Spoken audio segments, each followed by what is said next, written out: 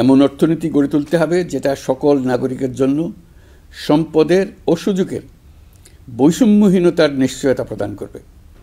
যত নিম্ন আয়ের পরিবারেই জন্মগ্রহণ করুক না কেন, প্রতিটি নাগরিকের, তিনি নারী হোক আর পুরুষই হোক, তিনি যেন বিনা বাধায় তো বটেই, বরং রাষ্ট্রের আয়োজনে তার সৃজনশীলতা প্রকাশ করে যে কোনো পর্যায়ের উদ্যোক্তা হতে পারেন, অথবা তিনি যে কোনো ধরনের কর্মজীবন চান তাই বেছে নিতে পারবেন।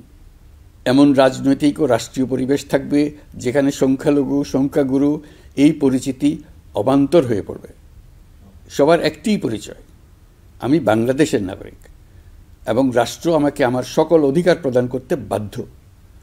রাষ্ট্রের কাছে এবং অন্য নাগরিকের কাছে আমার অন্য কোনো পরিচয় দেবার প্রয়োজন হবে না, যেখানে ব্যক্তিবন্দনার কোনো সুযোগ থাকবে না। দেশের ভেতরে বা বাইরে প্রভুভৃত্যের কোনো সম্পর্কের সুযোগ থাকবে না।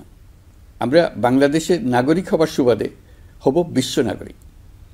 দেশের মঙ্গল সাধন করা যেমন হবে আমাদের নাগরিক দায়িত্ব, তেমনি বিশ্বের মঙ্গল সাধন করাও আমাদের কর্তব্য। এই দায়িত্ব আমরা সমানভাবে পালন করব।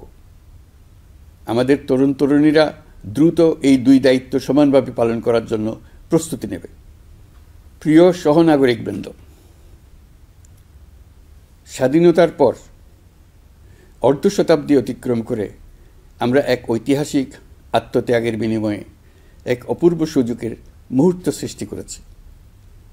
এই সুযোগ যদি আমরা গ্রহণ করতে অনিচ্ছুক হই কিংবা অপারগ হই, তাহলে বাংলাদেশের ভবিষ্যতের কোনো প্রজন্ম আমাদের ক্ষমা করবে না। আজকের সংলাপের মূল লক্ষ্য হল সবার পক্ষ থেকে সর্বোচ্চ কণ্ঠে ঘোষণা দেওয়া যে আমরা এই সুযোগ কিছুতেই হাতছাড়া হতে দেব না। আমরা একতাবদ্ধভাবে এই সুযোগের প্রতিটি মুহূর্ত সর্বোত্তম কাজে লাগাব। সংস্কারের যে মহান দায়িত্ব ঐতিহাসিক কারণে আমাদের কাছে এসে গেছে, এই দায়িত্ব আমাদের প্রত্যেককে, প্রতি নাগরিককে, রাজনৈতিক দলকে, প্রতিটি সামাজিক, অর্থনৈতিক, ব্যবসায়িক এবং ধর্মীয় জনগোষ্ঠীর প্রত্যেককে দৃঢ়তার সঙ্গে সংস্কারের মহাযজ্ঞে আনন্দের সঙ্গে ঝাঁপিয়ে পড়তে হবে। আজকে আপনাদের সংলাপে ঘোষণা দিন কে কিভাবে এই মহাগৌরবের দায়িত্ব পালন করবেন। সংস্কার ও নির্বাচনের প্রস্তুতি একই সঙ্গে চলতে থাকবে। নির্বাচনের প্রস্তুতির কাজ মূলত নির্বাচন কমিশনের।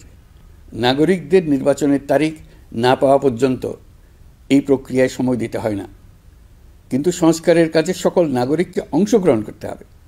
যারা ভোটার তারা তো অংশগ্রহণ করবেনই, তার সঙ্গে যারা ভবিষ্যতে ভোটার হবেন তারাও সর্বাত্মকভাবে সংস্কারের কাজে নিজেদেরকে নিয়োজিত করুন।